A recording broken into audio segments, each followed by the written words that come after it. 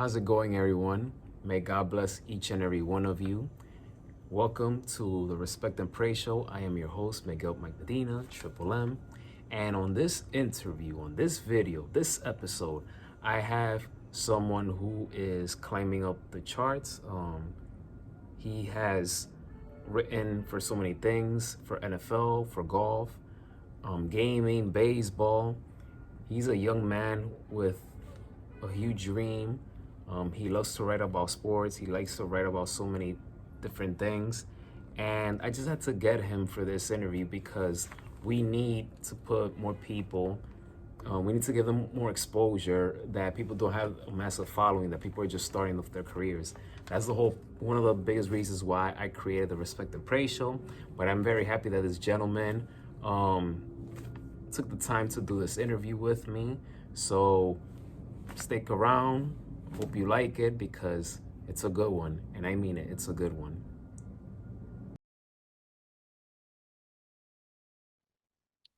Ladies and gentlemen, it's a great honor to present to you Mr. Zachary Roberts. Zachary, how's it going, man? I'm doing good, man. How are you? I'm doing great, man. Obviously, you're doing a lot of phenomenal things. So I want to start from the beginning. When did you start liking writing sports, or that you knew you had a talent to write about sports? So as is the case with pretty much any young sports fan, I always dreamed of playing sports professionally. I played mostly baseball, basketball, and football for a lot of my youth, and I thought certainly I'm going to make it in one of those sports. As they started to fade away, I decided, well, that's probably not realistic, but I'd like to still work in the sports arena in some way, shape, or form. I didn't know how, but I thought that's still my goal. I still want to work in that world. And it, in my, let's see, I guess it was my freshman year of college, I took a writing class and I did some papers, and I discovered that I had a talent for writing.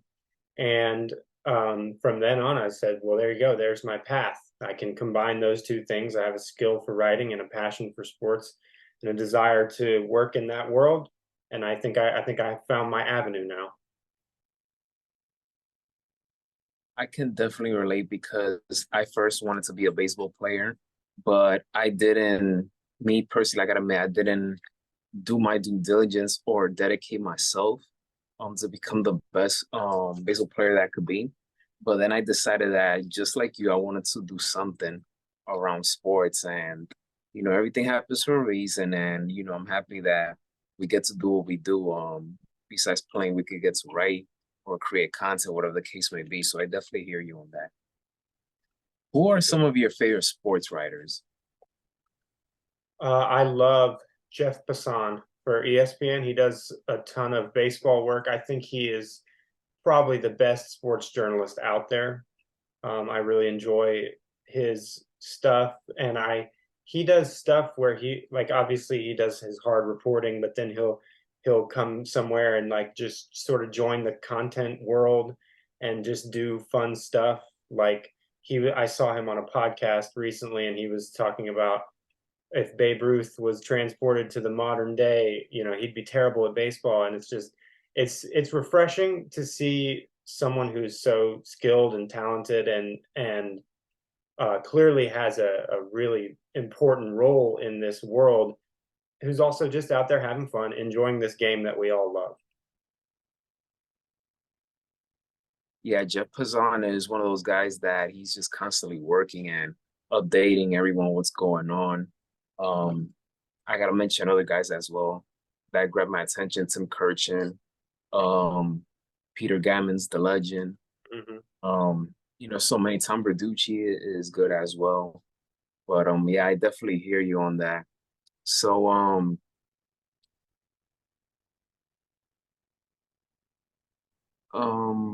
sports keto, sports keto. I gotta ask about that one. I Mm-hmm. see that you've been working there for 3 years, and you went from gaming writer to NFL news writer to golf writer to baseball writer, which Mm-hmm. is phenomenal. I like the versatility.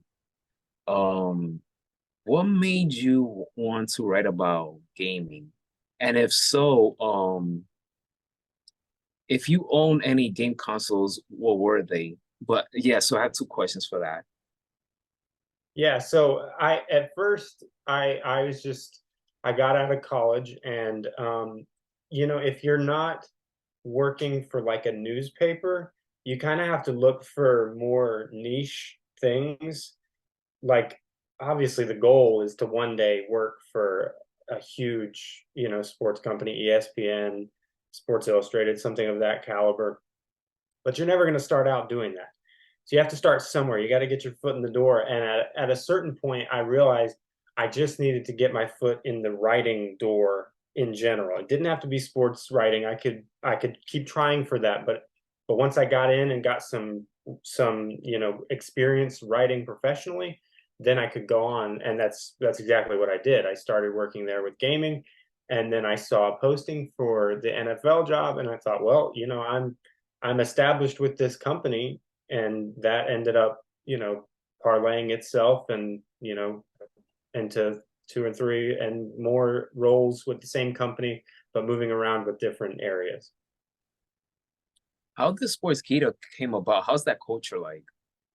It's great. I have, I work for three different teams currently, and in total, I've worked for four different groups there, and they're all very, everyone's very friendly. It's a really relaxed environment. There's not a lot of extra pressure.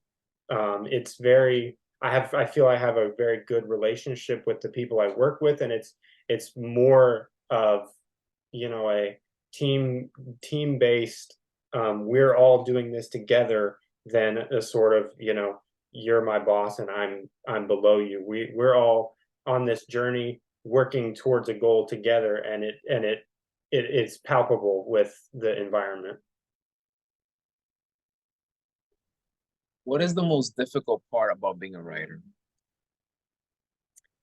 I think the most difficult part about being a writer is articulately expressing your thoughts on things or expressing information, especially when you're doing so many different things all the time.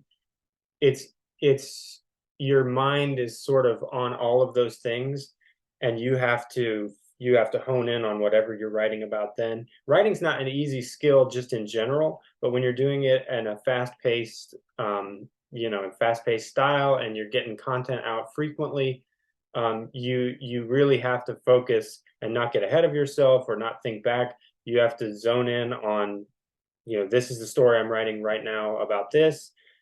I was writing about something else before. I will write about something else later, but I have to be completely focused on whatever's at hand, and not, and with being a sports fan and just knowing all the stuff that's going on, it can be an information overload that you really have to work through to ensure accuracy, and that you're not leaving anything out, and just doing a good job of presenting the information or presenting your own thoughts on whatever it is.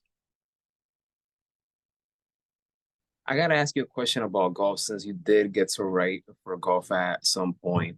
Mhm. Um, how did you view golf in this day and age? We have Scotty Scheffler, who's arguably the best golfer in the game right now. Um, have you written for like events like the US Open or the Players Championship? Give us the audience a taste of how was your writing journey when it came to golf? Yeah, so I was not the biggest golf fan growing up. I love Tiger Woods. I think everyone did. But I didn't follow it too closely. I knew the big players and everything, but as I started to get into this field, I started paying more attention, and I started realizing, hey, this is a pretty great sport, and it has a lot of great players now. And you mentioned Scotty Scheffler. I have done some work covering the major tournaments, and we just had the Players Championship a couple weeks ago, and he became the first back-to-back winner ever. And it's just the more I watch and write about him, he is absolutely incredible. He's he's the world number one for a reason. And to tell you the truth, the more I see from him, the gap is really quite large. Scotty Scheffler strikes me as a silent killer because he could, he could be performing great and he just walks calmly. Deep down, he's probably cheering, but he won't show it. Tiger Woods, he always known for the fist pump and things like that, which I don't mind. We love it. Everybody has a signature, but Scotty Scheffler, he's dangerous because he has no emotional reaction, no smile. He's just focused on what he has to do. So, but man, he is something else to watch. And I can't wait for the Masters. Golf, just like you, I didn't grow up following the sport consistently. I knew it because of Tiger Woods, obviously, and Phil Mickelson and all these guys. But it wasn't until last summer that I got into the sport. There was just something about it. I started playing golf for fun back in 2021, and I thought to myself, this is not boring at all because I always thought golf was boring, but it's not at all. Mhm. So, but ever since I started following golf, it was one of the best decisions I ever made. I love learning the history of it from past to present, the champions that have won every single year for the Masters, the U.S. Open. It is an incredible sport. It's like a calm, cool, collective sport, and you just gotta love the competition and everything that comes along with it. So, we're gonna play a game now. Something simple and nothing to get nervous about. So let's see. I always gotta go with food for the first one. So what's your favorite breakfast meal? Oh gosh, I'll say a biscuit, like a chicken biscuit. I think that's classic, but I love it.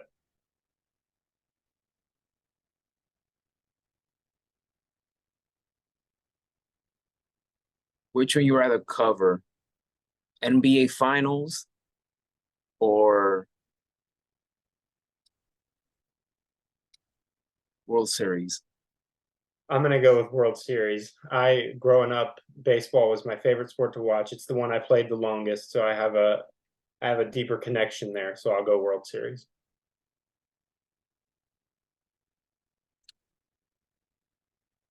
A ballpark that you would like to go during vacation? Dodger Stadium or Tropicana Field? Dodger Stadium. I'm a Yankees fan, so we have some nightmare experiences at the Trop, and my dad's a Dodger fan, so I think it'd be really cool if I got to go see Dodger Stadium. I've been to Dodger Stadium when I turned 25. Great experience. I'm a Yankee fan myself, so but yeah, Dodger Stadium I recommend it. It's pretty good. I would like to go to the Angel Stadium at someday. Check that out in Anaheim. Oh, let's see. Your top three favorite travel destinations that's on your bucket list that you haven't been to yet. Oh, I have not ever been to California, so I'll say I'd like to go. We'll say Los Angeles. I'd like to visit Los Angeles. Just say I have. Um,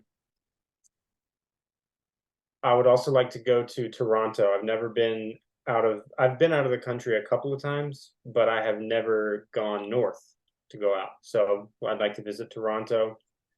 Um, and then I'll say London. I have never flown overseas, so I think London would be cool to visit.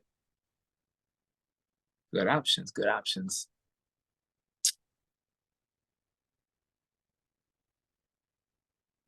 I have one in my head right now and I'm forgetting. I got it now. Name a skill set that you don't have that you wish you had. Hmm. Um, skill set I don't have. I'm not a great conversationalist. I can talk if people talk to me, I can talk back. But if someone leaves the conversation up to me, it's gonna die out. And I wish I was better at that. Which game console do you rather have? Super Nintendo or Sega Genesis? Nintendo. I love Sonic, so I love Sega. They always had Sonic. I loved Sonic growing up, but I am a Nintendo gamer at heart. I have all three major consoles now, but my favorite games are on the Switch, and I still have a Wii. I have a Wii U. I have my DS. So I love Nintendo. So I'll always be partial to that. Which game show you wouldn't mind to be a guest? Wheel of Fortune or Family Feud?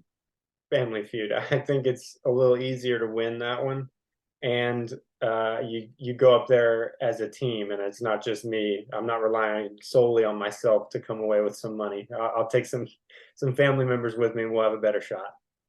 All right, all right. So that concludes of this game. So in the perfect world for Zachary, which company do you want to establish yourself? A known company that you would like to work for that you want to make your mark. I'd love to work for ESPN in any capacity. They have always been sort of the premier sports outlet, and you kind of see some of them. Some of the other ones will rise and fall in popularity over the years, and some new ones will come up, like for example Bleacher Report. Like a decade ago, Bleacher Report wasn't even a thing. Now they're really big, but through it all, ESPN has been the top, so that's always going to be my answer.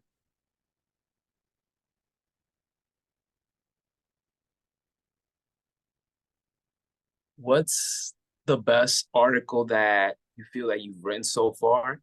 And what's the article that you felt, I wouldn't say that it was your worst, but that you felt that you could have done better?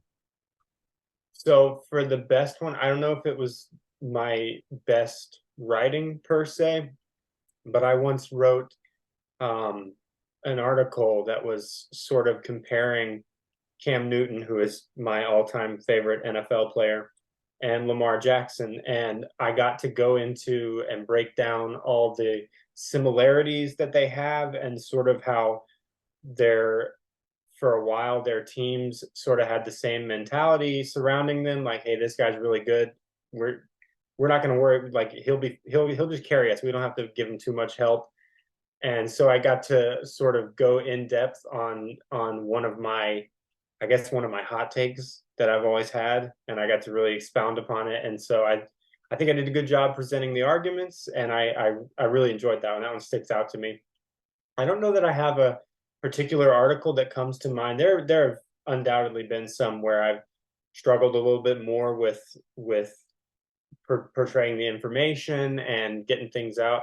I don't know of one that specifically comes to mind, but I know I have had situations where I've written something and I've thought, yeah, like that's it's not great. It'll do, but it's not great. All right, final question. Where can we follow you and your work? You can check out. I'm not really super active on social media. I technically have a Twitter or an X, but I have one follower and I do not post to it. Um, my LinkedIn honestly is the best place. All my stuff is there, and you can of course find my profile on Sportskeeda that has pretty much every article I write. That's a good place to go. And you can follow me there, and you can connect with me on LinkedIn too. I'm always open to connections. So All right, sounds good. I'll put all the information down below in the description. Zachary, thank you so much for taking the time to do this interview with me. Best of luck to you. Keep going, keep writing, keep getting better each and every day. I'm be definitely looking forward to reading your articles. As a sports writer myself, I'm always willing to learn and meet other sports-minded individuals like yourself. So congratulations, man, and keep going. I'll be looking forward to more of your work. absolutely. Thank you so much.